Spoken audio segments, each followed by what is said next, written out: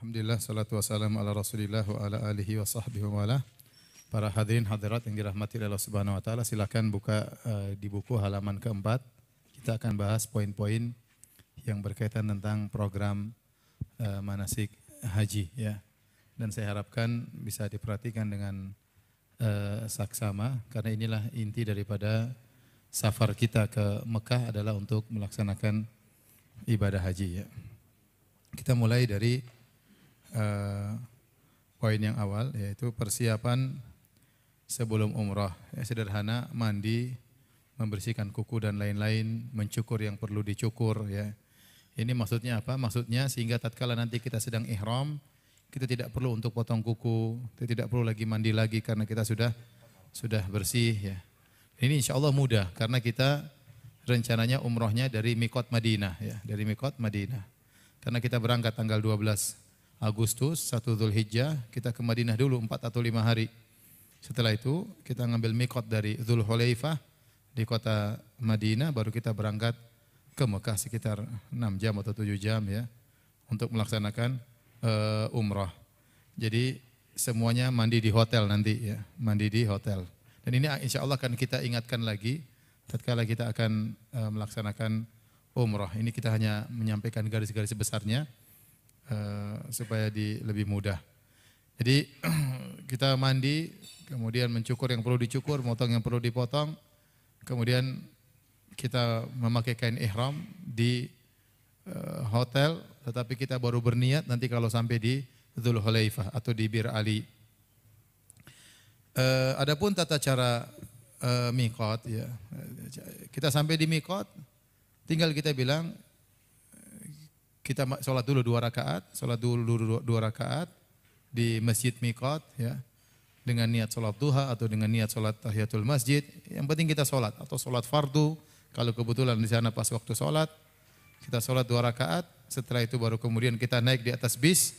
Tatkala di atas bis, baru kemudian kita mengatakan labbaik Allahumma umrah. Karena kita mau umrah dulu baru haji. Nah, model haji seperti ini namanya haji tamattu. Haji tamattu yaitu menggabungkan antara umrah dan haji dalam satu safar. Ada namanya haji ifrad cuma haji doang. Ada namanya haji qiran, satu ritual untuk dua manasik. Intinya yang kita lakukan ini kita fokus namanya haji tamattu. Haji tamattu itu umrah dulu baru haji. Nah, sampai di mikot setelah kita sholat 2 rakaat, kemudian kita naik di atas bis, baru kemudian kita berniat masuk dalam ihram. Kita katakan labbaik Allahumma umrah. Ya Allah, aku memenuhi panggilanmu untuk melaksanakan umrah. Nah, proses itu namanya berihram. Proses masuk dalam manasik umrah tersebut namanya ihram. Ihram dalam bahasa Arab dari ahrama yuhrimu ihraman, artinya pengharaman. Pengharaman apa? Tadinya sebelum umroh kita boleh pakai minyak wangi, sebelum umroh kita boleh menggauli istri, sebelum umroh kita laki-laki boleh pakai topi, boleh pakai baju, boleh pakai celana. Tatkala kita mengatakan labbaik Allahumma umrah, berarti kita berihram, artinya mengharamkan itu semua. Mengharamkan itu semua. Itu namanya ihram. Dan ini mirip dengan salat. Salat dibuka dengan takbiratul ihram dan ditutup dengan salam. Kata Nabi SAW, tahrimuha takbir wa tahliluha taslim. Salat itu diharamkan dengan takbir dan dihalalkan dengan salam. Sebelum salat kita boleh makan, kita boleh lihat kanan, lihat kiri, kita boleh gerak-gerak. Tapi kalau tatkala kita bilang Allahu Akbar, berarti itu jadi haram semuanya. Kapan halal lagi? Kalau kita Assalamualaikum warahmatullahi wabarakatuh. Itu namanya tahallul dalam salat. Ini logikanya, analogikanya sama seperti umrah. Umrah pun demikian. Dibuka dengan ihram, dengan mengatakan labbaik Allahumma apa? Umrah. Nanti tahallulnya dengan mencukur rambut. Sudah mencukur rambut, halal lagi. Faham? Mirip seperti salat. Sebelum salat boleh makan, boleh minum, boleh tidak menghadap kiblat. Begitu Allahu Akbar jadi haram semuanya. Kapan boleh lagi makan dan minum tidak menghadap kiblat? Kalau sudah salam. Ihram juga demikian. Sebelum ihram kita boleh makan, kita boleh bergaul dengan istri, kita boleh pakai minyak wangi, kita boleh pakai topi, Ya, setelah kita mengatakan labbaik Allahumma umrah, haram semuanya. Kapan halal lagi? Kalau kita sudah cukur rambut di Mekah sana setelah tawaf dan sa'i. Itu hakikat daripada ihram. Ya. Adapun larangan-larangan ihram, adapun cara memakai ihram, ibu-ibu bebas pakai pakaian apa saja selama pakaian tersebut syar'i, ya, tidak menarik perhatian, kemudian tidak boleh pakai niqab dan tidak boleh pakai kaos tangan. Itu aja yang dilarang. Kata Nabi SAW, wala tantaqibul mar'atu wala talbasul kuffazain. Seorang wanita tidak boleh pakai cadar, niqab dan tidak boleh pakai kaos tangan. Kaos kaki pakai, yang tidak boleh kaos tangan. Kenapa? Enggak tahu juga. Rasulullah yang bilang demikian. Ada yang mengatakan pakaiannya tangan adalah kaos tangan, pakaiannya wajah adalah niqab. Terus Ustaz, bagaimana wanita yang biasanya pakai niqab, maka waktu ihram dia boleh pakai tutupan wajah tetapi bukan yang cadar, tapi kain yang dilepaskan dari atas tidak mengapa. Jadi gantung gini kainnya. Itu enggak apa. Tapi kalau kain yang diikatkan maka tidak boleh, dilarang oleh Nabi sallallahu alaihi wasallam. Adapun baju apa warna bebas. Yang tidak boleh cuma itu, tidak boleh pakai niqab dan tidak boleh pakai kaos tangan. Adapun laki-laki maka ya semuanya dibuka ya. Hanya boleh pakai 2 kain. Yang di depan kita ini kain ihram ya. Kain ihram. Sudah tahu cara pakainya kan? Hah, belum tahu? Siapa yang mau jadi peraga ini? Antum jadi peraga sini. Jadi yang dilarang oleh Nabi SAW waktu Nabi ditanya, ma yalbasul muhrim, ya Rasulullah, apa yang boleh dipakai oleh orang yang sedang ihram? Kata Nabi, la yalbasul sirwal, walal qamis, walal burnus, walal amaim. Kata Nabi SAW, tidak boleh pakai celana, tidak boleh pakai jubah, tidak boleh pakai sorban, tidak boleh pakai burnus. Itu semacam kain yang ditempelkan di pundak. Ya. Intinya, tidak boleh memakai pakaian yang dijahit membentuk lekukan tubuh.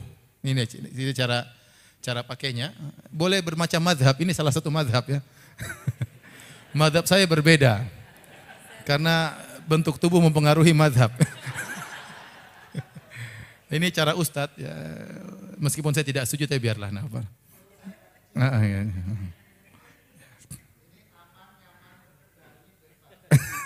Aman, nyaman, terkendali ya. Ya masing-masing ya intinya ya. Tidak perlu pakai Ustaz ya, sabuk Ustaz ya. Sudah kuat insyaallah.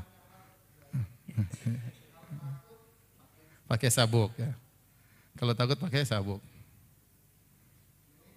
Ya. Udah. Ya. Sederhana. Coba diulang Ustaz, pakai yang di bawahnya diulang. Ya. 2-3 kali. Kalau di atas gampang Ustaz, yang di bawahnya yang susah. Biar Bapak bisa niru. Ya.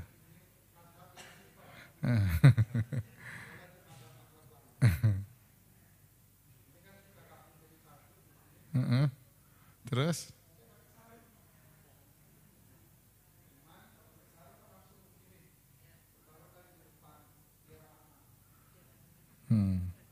Masya Allah. Jangan masukin YouTube Pak ya. Sudah paham? Ulangi lagi sekali lagi. Iya. Ya. Ya, oke. Terima kasih Ustaz. Ya. Jadi waktu Nabi ditanya, orang ihram boleh pakai apa? Kata Nabi, orang yang ihram tidak boleh pakai sirwal, celana panjang, tidak boleh pakai jubah, tidak boleh pakai sorban, tidak boleh pakai burnus. Burnus itu pakaian yang ditempelkan di pundak. Ya. Nabi tidak pernah berkata, tidak boleh pakai pakaian yang ada jahitannya. Jadi perkara penting, banyak orang salah paham. Disangka orang yang ihram tidak boleh pakai kain yang ada jahitannya. Padahal Nabi enggak pernah ngomong demikian. Nabi bilang orang yang ihram tidak boleh pakai pakaian. Yang pakaian tersebut dijahit berdasarkan bentuk tubuh. Contohnya tadi celana enggak boleh, jubah enggak boleh. Kemudian sorban enggak boleh, burnus enggak boleh. Bukan yang ada jahitannya. Seandainya ada orang bikin celana dalam tanpa jahitan tetap tidak boleh. Paham? Seandainya ada orang menenun baju tanpa jahitan tetap tidak boleh. Karena yang dilarang bukan yang ada jahitannya, tetapi yang dibentuk membentuk anggota apa? Tubuh. Bisa dipahami? Contoh, sekarang kita pakai apa namanya baju ihram. Tahu-tahu ada jahitannya di situ, Munatur, the best misalnya. Misalnya, sama Ustadz Firanda maksudnya. Jadi itu ada jahitannya, boleh atau tidak boleh, nggak ada masalah meskipun dijahit. Karena bukan itu yang dilarang. Rasul tidak pernah mengatakan tidak boleh yang ada jahitannya. Sehingga banyak orang salah paham menyangka semua yang ada jahitannya nggak boleh. Terbukti mereka sudah bawa sendal bagus-bagus dari Indonesia, sendal kulit bagus, tapi ada jahitannya, nggak mau pakai sendal ada jahitannya. Kenapa? Ada jahitannya. Terus gimana? Ya udah beli sendal yang murah-murah yang nggak ada jahitannya, yang plastik tok bikin lecet itu. Ada jahitannya nggak boleh dipakai. Kemudian pakai apa namanya? Sabuk, ada jahitannya nggak boleh. Lah, dompetmu juga ada jahitannya nggak boleh dibawa. Oh, kalau dompet nggak apa-apa darurat. Dompet ada jahitannya nggak? Ada. Jadi itu nggak dilarang sebenarnya. Dompet ada jahitannya, tas kita pakai ada jahitannya, nggak dilarang. Yang dilarang adalah pakaian yang dijahit membentuk anggota tubuh, bukan yang ada jahitannya. Jadi jangan salah paham, ya. Jadi itu larangan pertama, tidak boleh bagi laki-laki memakai pakaian yang dijahit membentuk anggota tubuh. Adapun perempuan bebas. Yang larangan pertama. Larangan kedua, bagi laki-laki tidak boleh memakai tutup kepala. Tidak boleh. Tidak boleh pakai songkok, tidak boleh pakai sorban, tidak boleh juga kain ditutup begini. Terkadang jemaah haji, ya kainnya. Biasanya lagi di bis, kedinginan. Karena bisnya nanti bis Sabco, biasanya dingin ya. Ya, terus dia kedinginan, dia ambil kain tutup kepalanya. Terus dia kedinginan, dia tutup kepalanya. Ya. Nah, itu nggak boleh seperti itu. Kalau lagi ihram nggak boleh. Nggak boleh. Lagi tidur di Mina, tidak boleh ngambil selimut tutup kepala. Nggak boleh. Di sini badan nggak apa-apa, di Muzdalifah kita nggak bakalan tidur. Ya, jangan kita ambil kain tutup apa? Kepala, enggak boleh. Ya, tidur gitu, itu enggak boleh. Ya. Jadi badan enggak apa-apa, tapi jangan tutup kepala. Tapi kalau enggak sadar, tahu-tahu tutup sampai pagi baru sadar, enggak apa-apa. Namanya enggak sengaja. Iya. Tapi kalau sengaja enggak boleh, haram hukumnya. Karena kenapa Ustaz? Ya enggak tahu juga. Nanti kalau kamu ke surga ketemu Nabi, tanya Nabi kenapa enggak boleh. Ya, ini benar-benar syariat ini mengajarkan kita untuk tunduk. Ya. Banyak hal yang kita tidak pahami, tapi demikian aturannya. Tidak boleh menutup kepala. Ya. Kemudian, di antara larangan orang yang ihram, tidak boleh pakai parfum. Tidak boleh pakai parfum. Kata Nabi SAW, wala talbasu sauban massahu warsh wala za'faran. Tidak boleh memakai pakaian yang terkena minyak wangi. Laki-laki maupun perempuan, terutama laki-laki, tatkala mandi di hotel, kita mau umroh, dia boleh pakai parfum di badannya, boleh. Boleh pakai parfum di badannya, bukan di kainnya. Boleh pakai deodoran di ketiaknya, laki-laki boleh pakai parfum bebas, parfum di rambutnya, di jenggotnya boleh. Tapi bajunya jangan dikasih apa? Parfum. Ustaz, kalau saya pakai ternyata parfumnya mengalir di baju enggak masalah. Tapi jangan Anda tumpahkan apa? Parfum di baju, enggak boleh. Oleh karena di antaranya sampai sebagian yang juga hati-hati, sebagian apa namanya baju, sebagian ihram dicuci pakai molto, sebaiknya jangan dicuci pakai apa? Molto, karena aromanya benar-benar apa? Kuat. Itu memang pewangi, molto kan pewangi kan? Iya, itu tidak boleh. Maka kalau ada pakaian ihram yang dicuci dengan molto harus cuci lagi. Harus cuci lagi, karena itu dilarang. Yang larang Nabi SAW. Nah, ibu-ibu juga demikian. Ibu-ibu mungkin mau ihram, kemudian pakai deodoran, nggak ada masalah. Ya. Pakai deodoran nggak ada masalah. Ya, tapi jangan bajunya dikasih apa? Parfum. Taib, yang dimaksud dengan parfum adalah pewangi. Semua yang menimbulkan wangian sebaiknya dijauhi. Dijauhi. Ya. Di antaranya misalnya tisu basah yang beraroma. Banyak tisu basah yang ada parfumnya, tidak boleh dipakai. Di antaranya lipstik labelo yang membuat lembab apa? Karena nanti kita musim panas. Sebagian orang pakai apa namanya? Labelo kalau lipstik kan itu? Gloss. lips gloss. Ya itulah pokoknya. Ya. Tadi saya sudah pentil apa saya bingung, ini lagi saya bingung. Lips gloss. Ini pakai tidak boleh yang beraroma. Ada yang beraroma, ada yang tidak beraroma. Kalau yang beraroma tidak boleh. Demikian juga aromaterapi. Ada minyak angin yang beraromaterapi itu benar-benar harum. Itu juga tidak boleh dipakai. Ustadz, kalau pakai balsam gimana? Kalau balsam bukan minyak wangi, enggak apa-apa. Belum ada sampai sekarang orang yang pakai balsam jadikan minyak wangi. Belum saya temukan. Jadi balsam bukan minyak wangi. Ustadz pakai minyak kayu putih boleh, itu bukan minyak wangi. Minyak lawang tidak mengapa. Minyak kampak tidak mengapa. Minyak gosok tidak mengapa. Minyak kelapa enggak apa-apa, itu semua bukan minyak wangi. Minyak goreng juga enggak apa-apa. Yang tidak boleh adalah minyak wangi. Jadi hati-hati ya, sering orang-orang lupa kalau di tisu ada minyak wangi. Ada berparfum, tisu basah berparfum, ini tidak boleh dipakai. Adapun makan jeruknya harum enggak ada masalah. Itu bukan minyak wangi. Ya. Enggak usah lah. Ada kalau pakai sabun lebih hati-hati, pakai sabun ihram. Di sana dijual sabun ihram tidak beraroma. Itu lebih hati-hati. Lebih hati-hati. Kalau pakai odol, usahakan odol yang putih, yang wajar, yang min doang ya.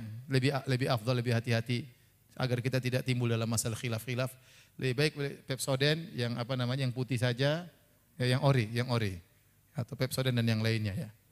Jangan yang beraroma ya. Enggak ada masalah. Jadi nanti kalau ibu-ibu sedang ihram di Mina berhari-hari boleh sikat gigi, boleh pakai sabun tapi sabun yang tadi. Sabun yang apa? Sabun ihram ya. Paham? Baik. Kemudian di antara larangan ihram yang paling berbahaya di antaranya adalah rafas, yaitu berkata-kata yang bisa menimbulkan syahwat. Ini tidak boleh. Terutama bapak-bapak sekalian kebanyakannya sekarang berhaji sama pasangannya. Ya. Maka tatkala sedang ihram berdua atau di Arafah, maka hati-hati jangan sampai menggoda. Sayang kamu cantik banget hari ini. Emang kemarin enggak cantik? Enggak, cantik juga. Ini mulai ada kalimat-kalimat yang menggoda, tidak boleh. Ini tidak boleh. Dilarang. Jadi tidak boleh melakukan hubungan tubuh, hubungan intim dan semua hal-hal yang mengantar kepada itu semua tidak boleh. Contoh ibu-ibu dan bapak tawaf bareng. Sentuh boleh, tidak membatalkan wudu. Ini pendapat yang kuat, tidak membatalkan wudu. Tapi sentuhannya yang wajar.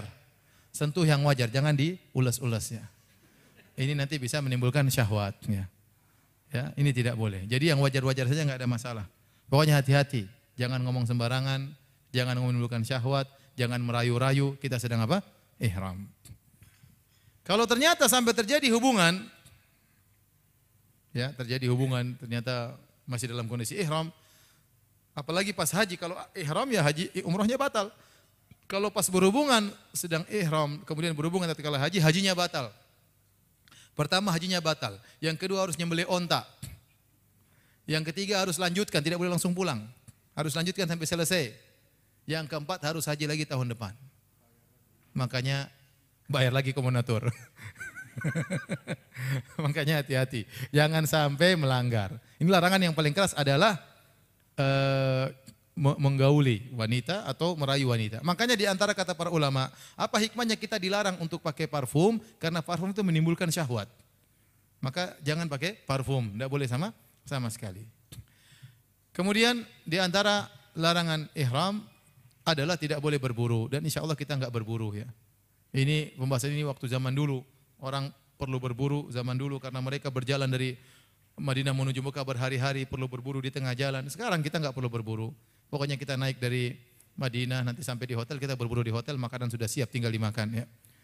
Kemudian di antara larangan, tidak boleh menikah dan tidak boleh menikahkan. Ya.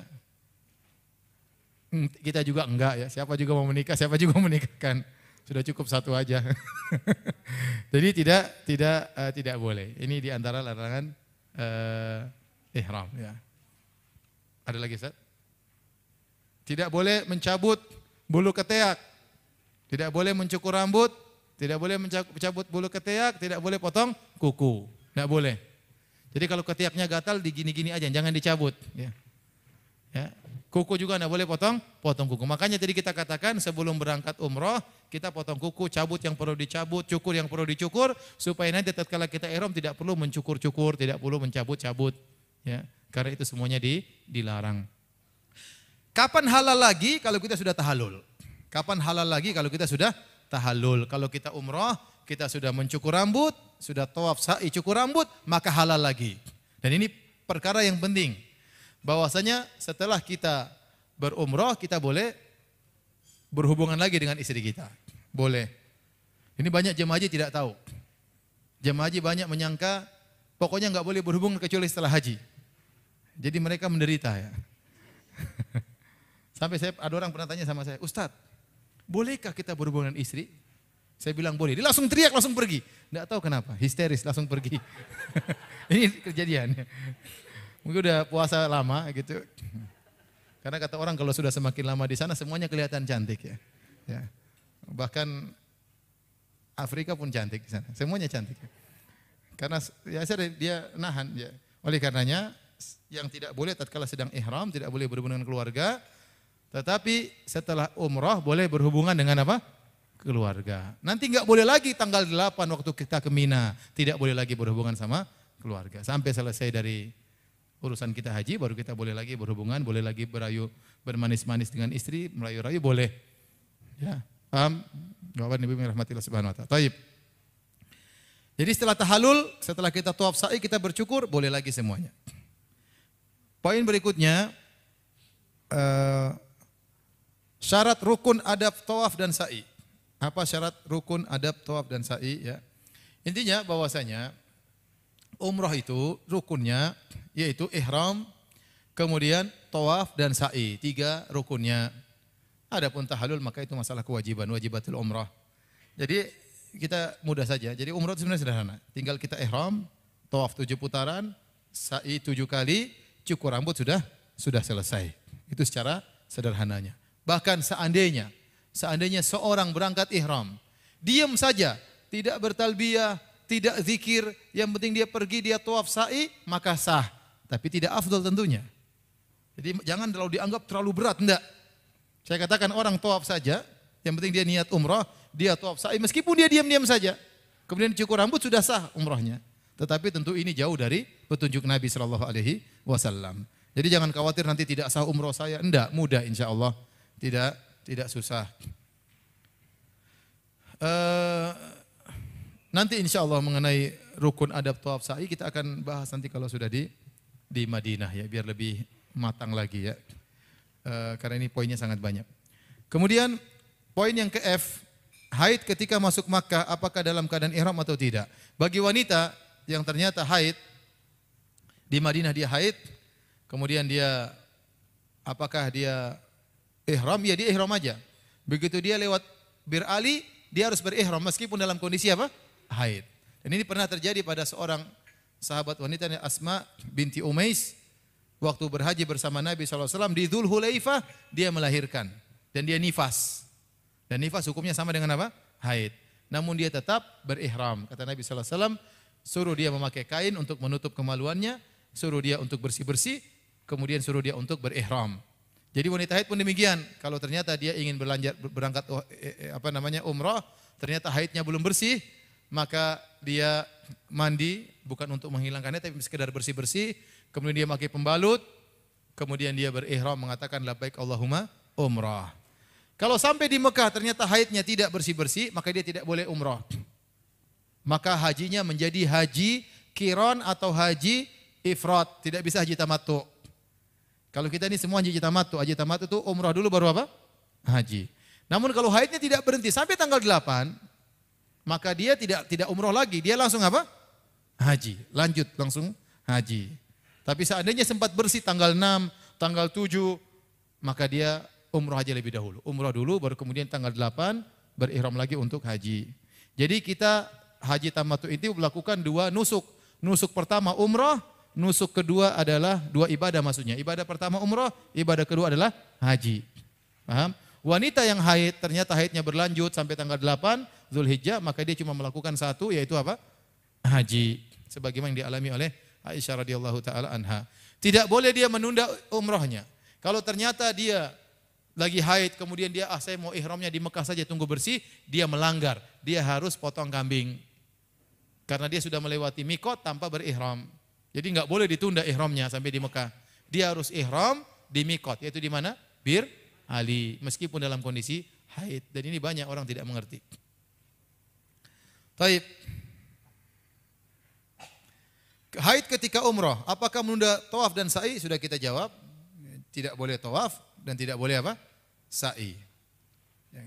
Nanti kalau sudah bersih, kalau dia sudah bersih, misal tanggal 6 Zulhijjah, ternyata dia bersih dari haidnya. Apa yang dia lakukan? Langsung mandi, langsung tawaf sa'i. Tidak perlu pergi ke Tan'im, tidak perlu pergi ke Ju'rana, tidak perlu pergi ke Tanah Halal. Langsung dari hotel, mandi bersih-bersih, langsung tawaf dan sa'i umrah. Paham? Nanti insya Allah pokoknya ibu-ibu, bapak-bapak kalau ada sesuatu yang diragukan segera ditanyakan. Ya memang tugas kita pembimbing untuk ditanya-tanya, tapi jangan terlalu banyak tanya. Ya, ditanya nggak ada masalah, kita akan beri jawaban semampu kita. Ya, dan jangan ragu-ragu karena ini berkaitan dengan apa? Kebaikan ibadah bapak-bapak dan ibu-ibu sekalian. Taib, berikutnya bagaimana hukumnya berwudu dalam keadaan ihram di keran air Zam-Zam di belakang tempat sholat wanita sehingga terlihat wanita lainnya. Menggunakan air Zam-Zam untuk berwudu enggak ada masalah.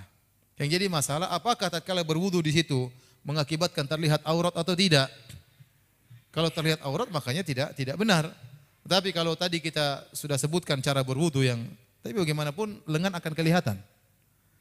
Kita berwudu kalau dilihat oleh wanita yang lain enggak ada masalah. Lengan bukan aurat bagi sesama wanita, kaki bukan aurat sama wanita. Yang dikhawatirkan adalah kalau terlihat oleh laki-laki. Seandainya tempat air Zam-Zam tersebut khusus wanita dan tidak ada laki-laki di situ, maka tidak mengapa kita berwudu meskipun terlihat apa? Lengan kita, meskipun terlihat kaki kita. Banyak orang menyangka kalau orang sedang ihram auratnya terbuka batal ihramnya. Tidak. Tidak batal ihramnya. Hanya saja seorang wanita jangan sampai auratnya terlihat oleh orang lain. Paham ibu-ibu? Ada yang bertanya kah? Ada yang bertanya? Sudah biasa umroh ya, insya Allah paham. Kalau ada yang bertanya saya persilakan. Silakan ibu, bapak kalau ada yang bertanya langsung saja, biar enggak lupa. Kayaknya lagi lupa semuanya. Tapi kita lanjut. Bagaimana hukumnya sholat di Hijr Ismail? Sholat di Hijr Ismail sunnah, dianjurkan seorang sholat dalam Ka'bah. Tapi kalau tidak bisa enggak ada masalah. Ya. Tapi dia sholat nanti setelah selesai umroh. Umroh sudah selesai, kemudian dia mau sempatkan waktu sholat itu silakan. Tapi saya tidak sarankan, apalagi ibu-ibu. Kalau bapak-bapak enggak apa-apa. Ibu-ibu rame-rame, sempit-sempit, desal-desalan, ya sebaiknya tidak usah. Tapi kalau bapak-bapak silakan, enggak ada masalah. Bagaimana cara mengangkat tangan ketika berdoa di Safa dan Marwah? Ya. Tinggal berdoa, angkat tangan, berdoa kepada Allah Subhanahu wa taala di Bukit Safa dan di Bukit Marwah sebagaimana kita berdoa. Tidak perlu sebagaimana jemaah haji yang saya sering lihat, jadi mereka begitu naik di Safa dan Marwah mereka lambai-lambaikan tangan seperti ini. Tidak. Tidak ada seperti itu. Jadi kita naik Safa dan Marwah tinggal kita menghadap Ka'bah, kemudian kita berdoa kepada Allah Subhanahu wa taala, tidak perlu kita melambai-lambaikan ya sebagaimana tatkala kita lewat Hajar Aswad. Bagaimana hukumnya mencium Hajar Aswad? Mencium Hajar Aswad hukumnya sunnah. Ya. Kalau bisa mencium maka itu yang terbaik. Kalau tidak bisa maka menyentuh dengan tangan. Kalau tidak bisa maka cukup memberi isyarat. Nah kalau kita sedang tawaf umroh atau tawaf ifadah, saya rasa susah untuk mencium Hajar Aswad. Ya. Maka kalau anda atau bapak ibu ingin mencium Hajar Aswad nanti setelah selesai kewajiban kita. Sudah pakai baju biasa, pingin tawaf sunnah, pingin cium Hajar Aswad, silakan. Tapi jangan dolimi orang. Jangan dolimi orang. Contoh mendolimi orang kita bayar joki di situ untuk membuka pintu bagi kita. Kita bayar dia, akhirnya dia buka pintu, akhirnya orang yang sudah ngantri terbuang. Kemudian kita mencium Hajar Aswad. Setelah itu kita pamer lagi sama orang. Sudah mendolimi orang, riya lagi. Maka kalau mau cium Hajar Aswad, ngantri sewajarnya. Jangan saya mendolimi orang lain. Kalau tidak bisa enggak ada masalah. Bisa mencium alhamdulillah, enggak bisa cukup melambaikan tangan dari jauh, syariat mudah dan semua dicontohkan oleh Nabi SAW. Berikut, bagaimana hukumnya jika haid sebelum tawaf wada? Bagaimana hukumnya jika haid sebelum tawaf wada? Kalau seorang dalam kondisi haid dan alhamdulillah sudah selesai dari tawaf ifadah, kemudian dia ternyata belum tawaf wada, sudah keburu haid, maka tawaf wadanya gugur. Tidak perlu lagi dia tawaf wada. Demikian juga wanita yang nifas, kalau ternyata dia nifas setelah selesai tawaf ifadah, maka tidak perlu lagi tawaf wada, karena tawaf wada gugur bagi wanita yang haid. Baik, kita akan bicara tentang masalah tawaf ya. Jadi ini kita Ka'bah ya. Nah, bagaimana tawaf? Bapak Ibu yang dirahmati Allah Subhanahu wa taala. Tawaf dimulai dari Hajar Aswad. Tawaf dimulai dari Hajar Aswad.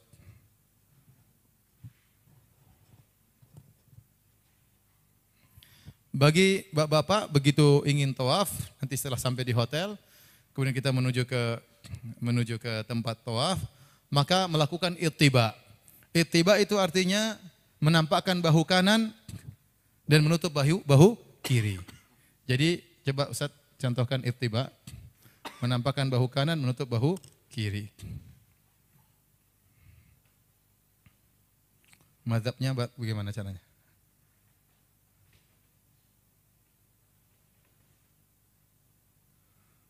Itu mazhab yang pertama. Mazhab yang kedua ininya di dalam, Ustaz, coba. Bisa enggak? Ya, lingkarin dalam. Susah ya yang kedua ya. Coba. Saya lihat 2 orang melakukan gitu ya. Iya, ini di bawah, iya benar. Di dalam, lempar dulu dalam sini. Enggak, lempar di situ. Bukan di bawah, bukan. Di sini. Enggak. Yang ini yang gampang lah. Ada yang begini. Nah, gini dulu. Ini masukin dulu ke belakang. Baru. Ada juga yang begitu. Ya terserah saja ya. Boleh. Yang penting ini yang nampak, ini yang tertutup. Ya. Itu namanya ittiba. Itu namanya ittiba. Kemudian dimulai dari Hajar Aswad, menghadap Hajar Aswad dengan mengatakan Allahu Akbar. Cukup. Mau bilang bismillah Allahu Akbar juga boleh. Tapi Allahu Akbar sudah cukup. Sambil mengangkat tangan menuju ke Hajar Aswad. Jadi berusaha menghadap Hajar Aswad sebentar, Allahu Akbar, kemudian jalan lagi. Jangan berdoa di situ. Banyak orang berdoa situ akhirnya menghalangi banyak orang yang sedang apa? Tawaf ya. Kita cukup mengatakan Allahu Akbar atau Bismillah Allahu Akbar, kemudian kita lanjut. Disunahkan untuk 3 putaran pertama kita berjalan berlari-lari kecil, ya, yang disebut dengan romal, berjalan. Tapi kita nggak mungkin nanti, karena manusia sangat padat waktu itu. Seandainya kosong, kita dianjurkan untuk berlari-lari apa? Kecil, melangkahkan kaki dengan langkah yang kecil sambil menggerakkan badan menuju muter 3 kali putaran. Tapi kalau dalam kondisi sangat padat ya sudah nggak usah kita maksa lari akhirnya kita nabrak orang. Sebagian orang karena nggak bisa akhirnya dia goyang-goyangan. Nggak bisa. Kalau nggak bisa lagi goyang-goyang nggak perlu. Kalau nggak bisa ya sudah, jangan goyang-goyang mengganggu orang. Ya. Kalau bisa diputar 3 kali seperti itu. Taib. Ini yang 3 putaran pertama. Kemudian tawaf itu setiap kali melewati rukun yamani dianjurkan untuk menyentuh. Kalau tidak bisa menyentuh, ya sudah lewat saja, nggak usah kasih isyarat. Saya ulangi, bedanya Hajar Aswad, kita berusaha menyentuh. Kalau nggak bisa menyentuh, kita kasih isyarat. Kalau yang ini rukun yamani, kalau kita bisa sentuh, kita sentuh. Kalau nggak bisa, nggak usah kasih isyarat, lewat saja. Dan pojok yang ini tidak boleh disentuh. Pojok yang ini dan ini tidak boleh disentuh. Kenapa tidak boleh disentuh? Karena Nabi SAW tatkala beliau tawaf, beliau hanya menyentuh 2 ini dan ini. Waktu di zaman Muawiyah radhiyallahu taala anhu, Muawiyah tawaf dan dia sentuh 4-4-nya. Ini dia sentuh, ini dia sentuh, ini dia sentuh, ini dia sentuh. Maka ditegur oleh sahabat Ibnu Abbas, sepupunya Nabi SAW. Kata Ibnu Abbas, wahai Muawiyah, Rasulullah SAW tidak menyentuh kecuali cuma 2, ini dan ini. Kemudian dia bilang, saya ingin nyentuh semuanya. Jangan ada yang sudut yang ditinggalkan. Kemudian kata Ibnu Abbas, laqad kana lakum fi Rasulillahi uswatun hasanah. Sungguh pada diri Nabi ada contoh yang baik. Akhirnya Muawiyah tidak sentuh lagi. Paham? Jadi tidak perlu Anda ke sini kemudian ngusap-ngusapin kain di mana? Di Ka'bah, ngusap-ngusapin pipi di Ka'bah, enggak perlu, ya. Dan itu banyak terjadi di Masjid Nabawi juga demikian. Orang-orang pada ngusap-ngusapin kain di pintu, ngusap-ngusapin kain di kuburan Nabi. Saya sering bilang tidak usah seperti itu, karena petugas kebersihannya sudah banyak. Nggak perlu diusap-usapin. Ya. Nggak perlu. Jadi yang disentuh cuma ini dengan ini. Kenapa Ustadz ini tidak disentuh? Jawabannya pertama karena Nabi tidak menyentuhnya. Yang kedua, Ka'bah itu bentuknya sebenarnya bukan seperti ini. Kalau antum baca sejarah antum tahu, Ka'bah itu dulu bentuknya full sampai di sini. Bentuknya seperti huruf D kapital tapi terbalik. Ya, seperti huruf D kapital. Jadi di ujungnya tidak kotak, dia agak melengkung. Itu bentuk Ka'bah aslinya. Waktu di zaman Nabi SAW sebelum Nabi jadi Nabi, terjadi kerusakan pada Ka'bah sehingga akhirnya Ka'bah dipugar oleh kaum musyrikin, kemudian dibangun kembali dan mereka mempersyaratkan harus dari hasil yang halal untuk bangun Ka'bah. Ternyata duit mereka kurang. Akhirnya mereka bangun Ka'bah cuma separuh seperti ini. Paham? Kemudian mereka kasih tanda bahwasanya Ka'bah sampai di sini. Makanya orang kalau tawaf tidak boleh masuk tengah-tengah. Kalau masuk tengah tidak sah karena dia belum tawaf Ka'bah. Dia harus tawaf Ka'bah harus full sampai di sini. Kenapa? Karena ini dulu bagian dari Ka'bah. Pondasi Nabi Ibrahim itu di sini. Makanya Nabi SAW pernah berkata kepada Aisyah, "Laula anna qaumaki hudatsau ahdin bi kufrin la hadamtul Ka'bah wala banaituhu ala qawat Ibrahim wala ja'altu laha baban yakhrujuna minha wa baban yadkhuluna minhu." Kata Nabi SAW, seandainya kaum wahai Aisyah sudah baru saja masuk Islam, mereka masih baru saja meninggalkan kekufuran, saya bertekad untuk bongkar Ka'bah dan saya bangun kembali. Full sampai sini, kata Nabi SAW. Dan saya akan bikin pintunya dua, pintu masuk sama pintu keluar. Itu cita-cita Nabi. Namun, Nabi tidak melakukannya karena khawatir timbul fitnah. Kenapa? Karena Ka'bah dahulu sampai di sini. Jadi, saya ulangi Bapak dan Ibu Subhanahu wa taala, itulah rahasianya kenapa kita cuma sentuh ini dan ini. Karena pojok ini yang asli, pojok belakang ini belum selesai, paham? Karena Ka'bah harusnya sampai di sini. Terus kenapa kita kalau tawaf enggak boleh masuk di sini? Karena kalau kita masuk di sini atau kita masuk di sini berarti kita belum keliling Ka'bah full. Makanya tidak boleh. Kalau orang tawaf harus ini sampai sini, kemudian enggak boleh masuk sini, enggak boleh masuk di sini. Paham? Taib. Ketika tawaf, ingat, tawaf itu caranya dengan menjadikan Hajar Aswad atau Ka'bah sebelah kiri. Jadi orang setelah di Hajar Aswad, Bismillah Allahu Akbar, kemudian dia berjalan, ingat Ka'bah sebelah kiri. Kata para ulama, tidak boleh kalau sampai kita membelakangi Ka'bah, sambil kita tawaf Ka'bah di belakang, ini enggak boleh. Sebagian gaid, sebagian pembimbing, sebagian suami, misalnya karena dia menjaga istrinya, begitu sayangnya kepada istri dijaga. Kemudian dia tawaf. Ini berarti dia membelakangi Ka'bah, enggak boleh. Atau sebaliknya dia menghadapani Ka'bah, dia jaga jamaah, kemudian dia jalan. Ini juga enggak boleh. Jadi harus Ka'bah sebelah apa? Sebelah kiri. Paham? Taib. Di antaranya yang kita perlu perhatikan tatkala Ka'bah tidak ada doa khusus sama sekali. Yang ada cuma dari Rukun Yamani sampai Hajar Aswad kita baca Rabbana atina fid dunya hasanah wa fil akhirati hasanah wa qina adzabannar. Kata orang doa sapu jagat. Mau minta apa saja kalau ngomong itu sudah cukup. Karena tidak ada yang kita minta di dunia ini kecuali kebaikan dunia dan kebaikan akhirat dan dijauhkan dari api neraka jahanam. Mau apa saja kita kalau enggak pandai mengungkapkan, ungkapkanlah dengan doa tersebut. Rabbana atina fid dunya hasanah wa fil akhirati hasanah wa qina adzabannar. Yang penting niatnya meminta apa terserah. Adapun dari Hajar Aswad sampai Rukun Yamani itu doanya bebas. Jadi tidak ada namanya doa putaran pertama, doa putaran kedua, zikir putaran ketiga, zikir putaran keempat. Itu enggak ada. Kita doanya bebas dan silakan bawa buku doa yang kita sukai atau kita berdoa dengan bahasa Indonesia. Kita sudah jauh-jauh datang ke Ka'bah, sudah di rumah Allah Subhanahu wa taala, saatnya doa kita dikabulkan. Saatnya doa kita dikabulkan. Maka jangan ragu-ragu untuk meminta sebanyak-banyaknya tatkala sedang tawaf. Berdoa tawaf sama suami, tawaf sama istri, doain buat anak-anak, doain buat keluarga, doa. Fokus berdoa. Kalau bisa menangis di depan Ka'bah itu yang terbaik, ya. Kemudian jangan sibuk lihat sana lihat sini. Lagi tawaf kemudian lihat bangunan ini, lihat bangunan sana. Itu ada orang Turki, ada orang Afrika, ada orang ini. Jangan.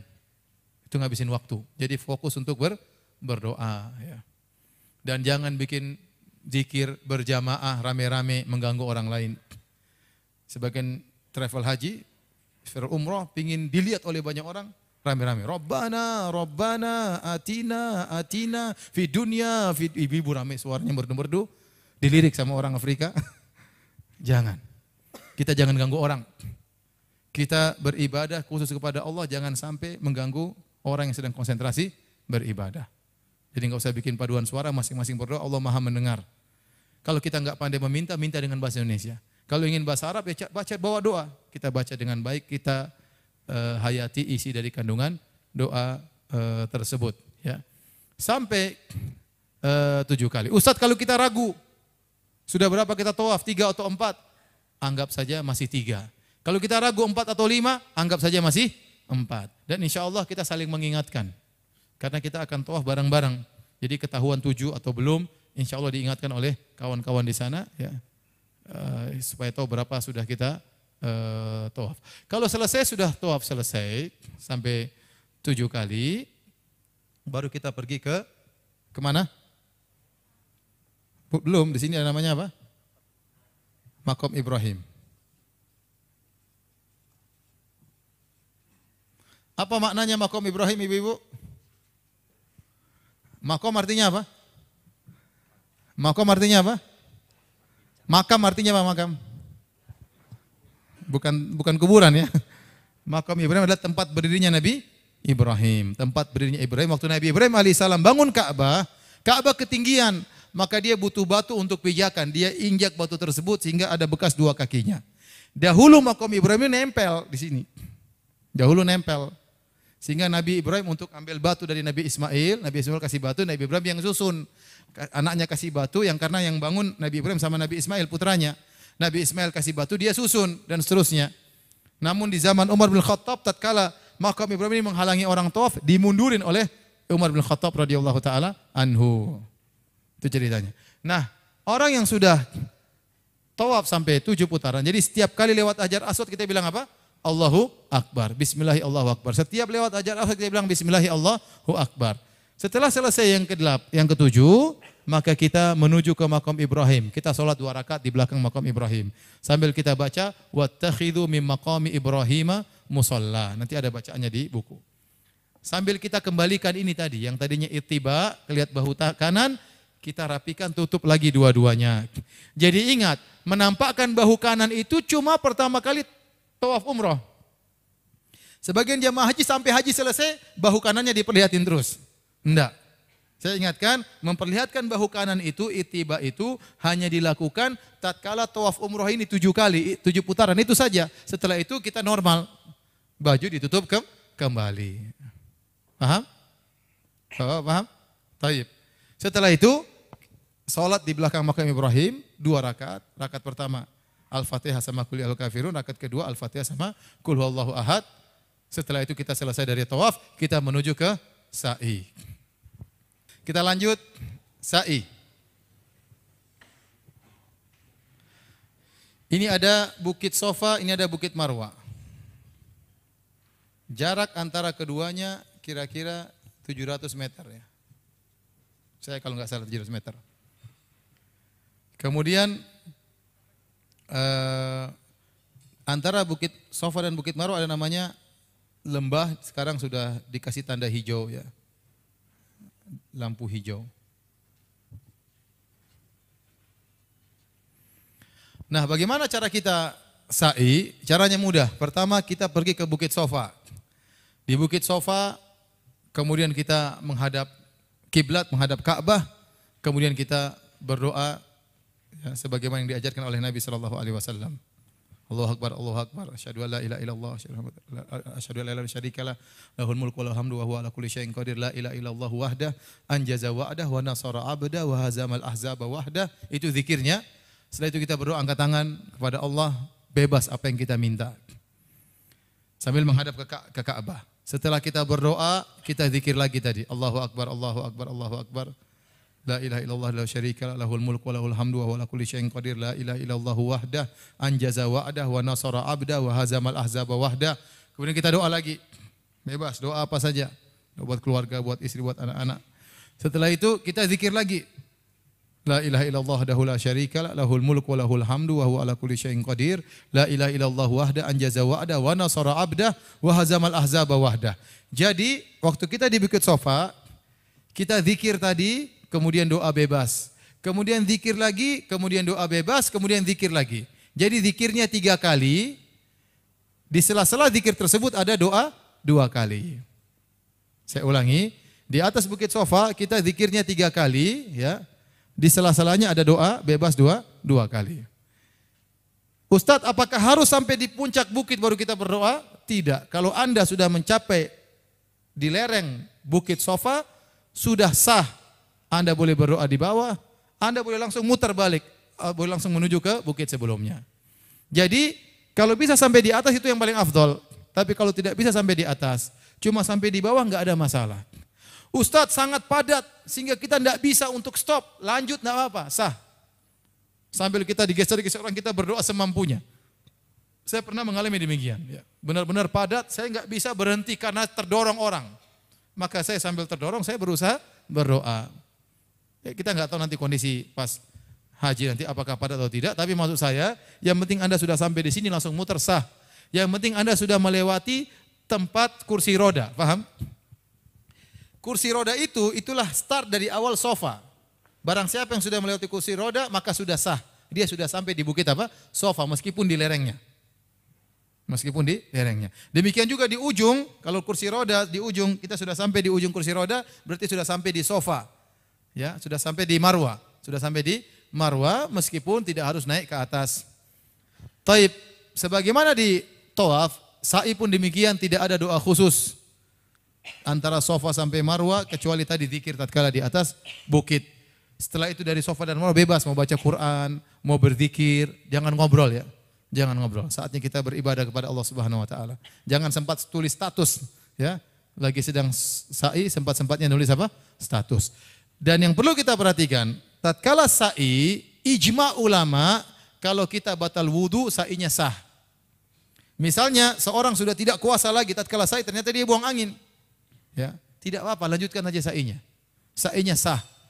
Lebih afdol dia berhenti sebentar, dia berwudu di tempat Zam-Zam. Tapi kalau enggak, dia lanjut saja meskipun dalam kondisi batal, tidak sah. Tidak mengapa. Tidak mengapa meskipun dalam kondisi batal wudu. Kita berjalan, nanti ketika ketemu dengan lampu hijau, berlari-lari kecil. Ya. Rabbi ghufir warham wa tajawaz. Ini perkataan dari sebagian salaf. Itu bukan doa dari Nabi, tapi boleh kita berdoa dengan doa tersebut. Ya, innaka anta azul akram. Kemudian kita lanjutkan sampai ke Marwah. Waktu di Marwah kita naik lagi di atas bukit, berdoa persis seperti waktu kita di sofa. Tadi zikir, doa, zikir, doa, zikir. Setelah itu kita balik lagi menuju ke sofa. Jadi sofa ke Marwah dihitung 1. Marwah ke sofa 2, sampai sini doa lagi. Sofa ke Marwah 3, doa lagi. Marwah ke sofa 4, berdoa lagi. Sofa ke Marwah berapa? 5. Sampai di Marwah berdoa lagi. Marwah ke sofa 6. Sampai di sofa doa lagi. Sofa ke Marwah terakhir 7 enggak ada doa lagi, selesai.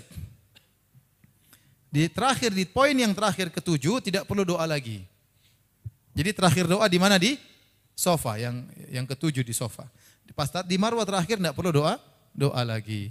Setelah itu tinggal cukur rambut, bagi bapak-bapak enggak usah digundul ya, karena kita perlu rambut untuk ditahallul untuk musim haji, maka cukup dipotong pendek. Adapun ibu-ibu tinggal rambutnya dikumpulkan, kemudian dipotong seukuran ruas jari. Maka sudah tahallul, maka boleh lagi pakai minyak wangi, boleh lagi pakai baju biasa, boleh lagi berhubungan dengan keluarga. Taib, ini saja, masih ada 5 menit. Kalau ada yang bertanya, saya persilahkan. Wallahu ta'ala alam bisawab. Silakan bertanya. Kalau memang lagi dalam kondisi sakit, enggak apa-apa. Karena Nabi SAW pernah tawaf naik onta. Rasulullah SAW pernah tawaf naik apa? Naik onta. Rasulullah SAW masuk ontanya di Ka'bah. Rasulullah SAW tawaf. Tapi itu keluar dari hukum asal. Asalnya kita berjalan kaki, kecuali kalau ada uzur. Kalau memang lagi sakit, mau apa boleh buat. Mau pakai kendaraan, mau pakai kursi roda, silakan. Ya. Tetapi yang kalau kita masih kuat, enggak usah pakai itu. Ya. Apakah posisi sholat di belakang makam Ibrahim adalah di belakang makam Ibrahim? Sunnahnya demikian. Tetapi kenyataannya susah. Oleh karenanya kita sholat di mana saja nggak apa-apa. Yang penting masih di Masjid Haram. Bahkan di luar Masjid Haram pun sebagian membolehkan. Yang penting sholat 2 rakaat setelah tawaf. Sebenarnya di belakang ini cuma ternyata berat. Di sini orang sangat rame. Dan apalagi kalau kita rombongan rame-rame sulit. Kalau memungkinkan kita sholat sekitar sini, agak ke sini sedikit, agak ke sini sedikit, tidak apa-apa. Kalau enggak di mana saja, yang penting di Masjid Haram. Posisi tawaf sebaiknya di mana? Iya. Sebenarnya kalau lincah di dalam sini karena radiusnya semakin kecil. Semakin jari-jarinya semakin pendek sehingga dia lebih cepat selesai. Itu biasanya kalau kita sendirian.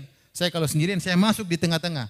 Saya berusaha mendekati bangunan Ka'bah sehingga putaran saya cepat. Tetapi kalau kita rame-rame mending kita agak di tengah-tengah atau agak menjauh. Karena susah di sini orang bakalan desak-desakan ya. Ya jadi mungkin nanti insya Allah Monatur lebih ngerti. Saya rasa mungkin mereka tidak terlalu dekat tapi agak ke kanan sedikit, agak menjauh agar kita lebih santai tatkala tawaf. Karena cepat-cepat juga tidak ada keutamaannya. Ya, tidak ada yang mengatakan yang tawaf 30 menit lebih afdal daripada yang tawaf 2 jam. Enggak ada. Ya, kita tawaf cepat lambat tidak ada masalah. Yang penting bagaimana hati kita tatkala sedang tawaf. Membadalkan haji buat siapa? Buat orang tua, kiat-kiatnya bisa kita menyuruh sebagian ikhwan di sini, sebagian saudara-saudara kita membadalkan berangkatkan. Misalnya kita bayarkan Monatur atau kita bayarkan travel yang lain hajikan orang tua saya. Tapi itu berat. Itu biayanya sangat besar. Lebih mudah, lebih ringan kita tinggal bayarkan orang yang tinggal di Mekah atau tinggal di Madinah, suruh tolong hajikan orang tua saya. Kita kasih uang secukupnya, upah dia, kemudian dia hajikan ya. Bisa, tidak apa-apa. Siapapun orangnya boleh Oh, Bapak mau hajikan sendiri? Bapak mau hajikan orang tua? Oh, bukan orang lain ya? Bapak yang pertama Bapak sudah haji dulu. Sudah haji. Jadi tinggal mudah tatkala umrah tinggal bilang labbaik Allahumma umrah an Bapak atau Ibu yang mau dihajikan? Ibu kandung. Ya, jadi tinggal begini. Labbaik Allahumma umrah an ummi. Cukup. Allah sudah tahu. Ada tambahan an ummi. Kalau bisa sebut namanya enggak apa-apa, ya. Ada tambahan an ummi. Labbaik Allahumma umrah an ummi. Nanti pas haji tanggal 8 juga sama. Labbaik Allahumma hajjan an ummi. Artinya Allah aku melaksanakan umrah untuk ibuku. Kalau haji Allah aku melaksanakan haji untuk ibuku. Sudah demikian saja ya. Sudah letih sekali ya. Mudah-mudahan masih bisa dipahami. Demikian wabillahi taufik wal hidayah. Assalamualaikum warahmatullahi wabarakatuh.